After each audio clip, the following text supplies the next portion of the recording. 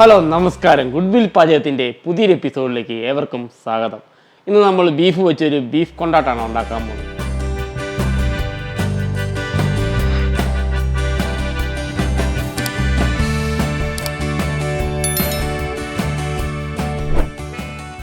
നമ്മുടെ നാടൻ രീതിയിൽ നമ്മൾ ബീഫ് കൊണ്ടാട്ടം തയ്യാറാക്കാനായിട്ട് ഞാനൊരു 100 ഗ്രാം ബീഫ് വേവിച്ച് വെച്ചിട്ടുണ്ട്. നമുക്കിത് ജസ്റ്റ് ഒന്ന് കോട്ട് ചെയ്യേണ്ടതുണ്ട്. നമുക്ക് കോട്ട് ചെയ്തിട്ട് ബാക്കി ചേരുവകളിലേക്ക് കിടക്കാം. മസാല തയ്യാറാക്കാൻ പോവുകയാണ്. അപ്പോൾ ഇതിലേക്ക് നമ്മൾ ആദ്യം ഇടാൻ പോകുന്നത് ഒരു ചെറിയ 1/4 ടീസ്പൂൺ മഞ്ഞൾപ്പൊടിയാണ്. അതോടൊപ്പം തന്നെ ഒരു 1/4 ടീസ്പൂൺ മുളക് പൊടി ചേർക്കുന്നുണ്ട്. ഫ്ലേവറിന് വേണ്ടിയിട്ട് ഗരം മസാല നമ്മൾ 1/4 ടീസ്പൂൺ ചേർക്കുന്നുണ്ട്. ചില്ലി കൊണ്ടാട്ടത്തിൻ്റെ മെയിനായിട്ടുള്ള ഇൻഗ്രീഡിയൻ്റ് ആണ് ചില്ലി ഫ്ലെക്സ്, നമ്മുടെ ചതച്ച മുളക്. അത് നമ്മളിപ്പോൾ ഒരു 1/4 ടീസ്പൂൺ ചേർത്ത് കൊടുക്കുകയാണ്. നമ്മൾ ബീഫ് വേവിച്ചപ്പോൾ ഉപ്പിട്ടിട്ടുണ്ടായിരുന്നു. ഇപ്പോൾ ലേശം ഉപ്പ് നമ്മൾ കോട്ടിങ്ങിന് വേണ്ടിയിട്ട് നമ്മൾ ചേർത്ത് കൊടുക്കുകയാണ്. കോട്ടിങ് പിടിക്കാൻ വേണ്ടിയിട്ട് 1 സ്പൂൺ കോൺഫ്ലവർ നമ്മൾ ചേർക്കുന്നുണ്ട്. അതോടൊപ്പം തന്നെ നമ്മളിത് മൈദയും കൂടി ആഡ് ചെയ്യുകയാണ്. 1 സ്പൂൺ മൈദയും കൂടി ഇതിലേക്ക് ചേർത്ത് കൊടുക്കുകയാണ്. പിന്നെ നമുക്ക് വെളിച്ചെണ്ണയിലോ അല്ലെങ്കിൽ വെള്ളത്തിലോ ജസ്റ്റ് ഒന്ന് കോട്ട് ചെയ്യാം. ഓയിൽ അധികം പാടില്ലാത്തവർക്ക് വെള്ളം ഒഴിച്ചായാലും ജസ്റ്റ് ഒന്ന് കോട്ട് ചെയ്താൽ മതി. ഒത്തിരി ബാറ്റർ ലൂസ് ആവേണ്ട കാര്യമില്ല, ജസ്റ്റ് ഒന്ന് പിടിച്ചിരുന്നാൽ മതി. പിന്നെ നന്നായിട്ട് മിക്സ് ചെയ്തിട്ട് നമുക്കൊരു 15 മിനിറ്റ് വെക്കേണ്ടതുണ്ട്. സാധാരണ ചിലവരൊക്കെ ബാറ്റർ അടിച്ചിട്ടാണ് ബീഫിൽ മുക്കിയാണ് ഫ്രൈ ചെയ്യുന്നത്. അങ്ങനെ മുക്കി ചെയ്യുമ്പോൾ ഒത്തിരി ബാറ്ററായി കഴിഞ്ഞാൽ നമുക്ക് കഴിക്കാനൊരു ടേസ്റ്റ് തോന്നിയില്ല. അപ്പോൾ അതുകൊണ്ടാണ് നമ്മൾ ഇങ്ങനെ ചെയ്യുന്നത്. ഇതാണിപ്പോൾ അധികം ബാറ്ററൊന്നും പിടിക്കുകയില്ല, ഒരു ലൈറ്റായിട്ടുള്ള ബാറ്ററയിലാണ് പിടിക്കുകയുള്ളൂ. നമ്മൾ എരിവിനാവശ്യമായിട്ട് ലേശം കുരുമുളക് ചേർക്കുന്നുണ്ട്. നമ്മൾ ചില്ലി ഫ്ലെക്സിനകത്ത് എരിവുണ്ട് ഓൾറെഡി. നമ്മൾ ജസ്റ്റ് ഒന്ന് ഫ്ലേവറിന് വേണ്ടിയിട്ട് നമ്മൾ എരിവ് ആവശ്യമുള്ളവർക്ക് കുരുമുളക് ചേർക്കാവുന്നതാണ്. ഞാനിപ്പോൾ ലേശം 1 പിഞ്ച് കുരുമുളക് ചേർത്ത് കൊടുക്കുകയാണ്. അതോടെ ഇട്ടിട്ട് നമുക്ക് നന്നായിട്ട് മിക്സ് ചെയ്ത് ഒരു 15 മിനിറ്റ് വെക്കേണ്ടതുണ്ട്.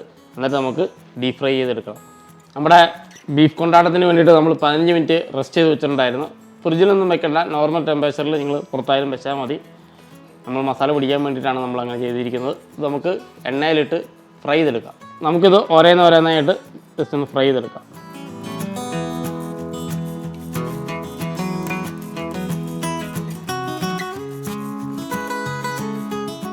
ബീഫ് വേവിക്കുമ്പോൾ നന്നായിട്ട് കഴുകി ഇഞ്ചിയും വെളുത്തുള്ളിയും പേസ്റ്റ് ഇട്ടിട്ട് മഞ്ഞൾപ്പൊടിയും ഉപ്പും ഇച്ചിരി കാശ്മീരി ചില്ലിപ്പൊടിയും ലേശം മീറ്റ് മസാല ഇട്ട് വേവിക്കുകയാണെങ്കിൽ ബീഫ് കൊണ്ടാട്ടം ഉണ്ടാക്കുമ്പോൾ അടിപൊളിയായിരിക്കും. നമ്മളെപ്പോഴുമൊക്കെ ബീഫ് ഫ്രൈ ഒക്കെ കഴിച്ചുകൊണ്ടിരിക്കുമല്ലോ. നമുക്ക് എപ്പോഴും ചോറിൻ്റെ കൂടെ എപ്പോഴും ചേഞ്ച് വേണ്ടേ.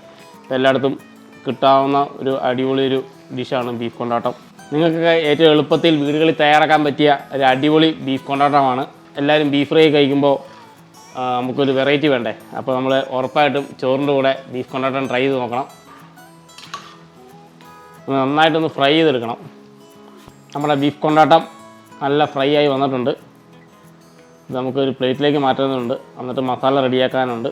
അപ്പോൾ നമുക്ക് പ്ലേറ്റിലേക്ക് ഇത് മാറ്റാം. ഫസ്റ്റ് സ്റ്റെപ്പാണ്. ഇനി ഒരു സെക്കൻഡ് സ്റ്റെപ്പോടെ ഉണ്ട്. എന്നാലാണ് നമ്മുടെ ബീഫ് കൊണ്ടാട്ടം കംപ്ലീറ്റ് ആവുകയുള്ളൂ.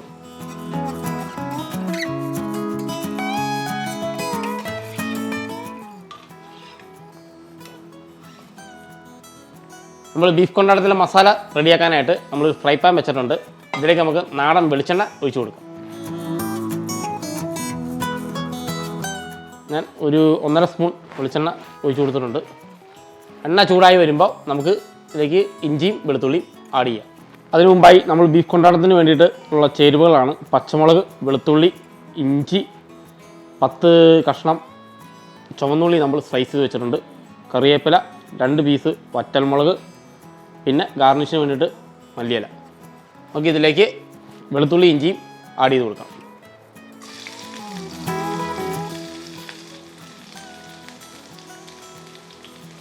പിന്നെ നന്നായിട്ട് ബ്രൗൺ കളർ ആവണ വരെ സോട്ട് ചെയ്ത് കൊടുക്കാം. വെളുത്തുള്ളി നന്നായിട്ട് ബ്രൗൺ കളറായി വന്നിട്ടുണ്ട്. ഇതിലേക്ക് നമുക്ക് എരിവിന് ആവശ്യമുള്ള പച്ചമുളക് നമ്മൾ ചേർത്ത് കൊടുക്കുകയാണ്. അതിൻ്റെ കൂടെ 2 കഷ്ണം വറ്റൽമുളക് നമ്മൾ എടുത്തിട്ടുണ്ട്, അതും കൂടി ചേർത്ത് കൊടുക്കുകയാണ്. പിന്നെ ഒരു തണ്ട് കറിവേപ്പിലയും ഒന്നിച്ച് ചേർത്ത് കൊടുക്കുകയാണ്. ഇതിനെ നന്നായിട്ടൊന്ന് വഴറ്റിയെടുക്കാം.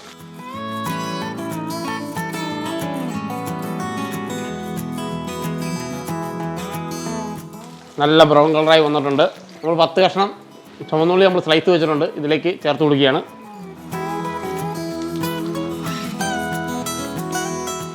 ഇതിലേക്ക് നമ്മൾ 1 സ്പൂൺ ചതച്ച മുളക് നമ്മൾ ചേർത്ത് കൊടുക്കുകയാണ്.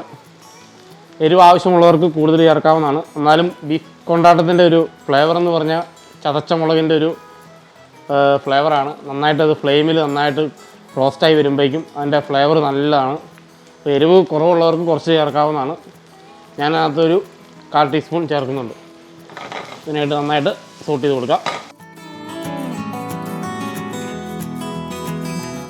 ഇപ്പോൾ തന്നെ നല്ലൊരു ഫ്ലേവർ വരുന്നുണ്ട്, എല്ലാവർക്കും ഇഷ്ടപ്പെടും. ഇതിലേക്ക് നമ്മൾ പേരിന് മസാലകൾ ചേർക്കുകയാണ്. ഇട്ടില്ലെങ്കിലും കുഴപ്പമില്ല, ഇത് ഞാൻ ചേർത്ത് കൊടുക്കുകയാണ്. നമ്മൾ ഓൾറെഡി മസാല ചേർത്താണ് നമ്മൾ ബീഫ് കോട്ട് ചെയ്ത് ഫ്രൈ ചെയ്തെടുത്തത്. എന്നാലും ജസ്റ്റ് ഒന്ന് ആ കോട്ട് ചെയ്ത ഭാഗത്തൊക്കെ ഒന്ന് പിടിക്കാൻ വേണ്ടിയിട്ട് നമ്മൾ ലൈറ്റായിട്ട് മസാല ചേർത്ത് കൊടുക്കുന്നുണ്ട്. എല്ലാം ഒരു പിഞ്ച് കണക്കിലിട്ടാൽ മതി. അതുപോലെ മുളക് പൊടി ആയാലും ലേശം ഇട്ട് കൊടുത്താൽ മതി. ആവശ്യത്തിന് ഉപ്പ്. ഫ്ലെയിം നമുക്ക് ഓഫ് ചെയ്ത് വയ്ക്കാം. പിന്നെ ഫ്ലേവറിന് ഇച്ചിരി ഗരം മസാല,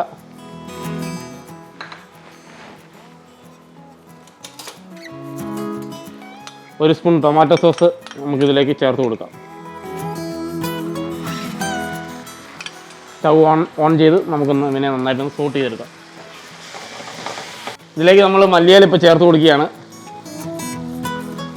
എന്നിട്ട് നന്നായിട്ട് ഇതിനെ മിക്സ് ചെയ്തെടുക്കേണ്ടതുണ്ട്. നമ്മുടെ സോസ് ഏകദേശം റെഡിയായി വന്നിട്ടുണ്ട്. ഇതിലേക്ക് നമ്മൾ ബീഫ് ഇട്ടൊന്ന് ഒരു 5 മിനിറ്റ് ഫ്രൈ ആക്കി എടുക്കാം.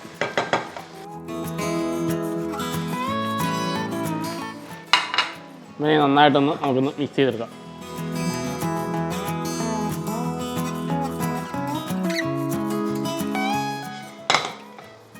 സ്റ്റൗ ഓൺ ചെയ്ത് കൊടുക്കാം.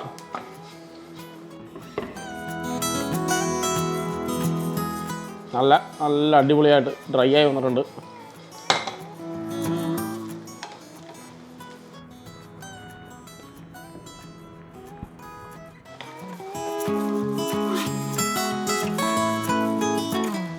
നമ്മുടെ ബീഫ് കൊണ്ടാട്ടം ഏകദേശം റെഡിയായി വന്നിട്ടുണ്ട്. ഇത് നമുക്കൊരു ബൗളിലേക്ക് മാറ്റിയെടുക്കാം.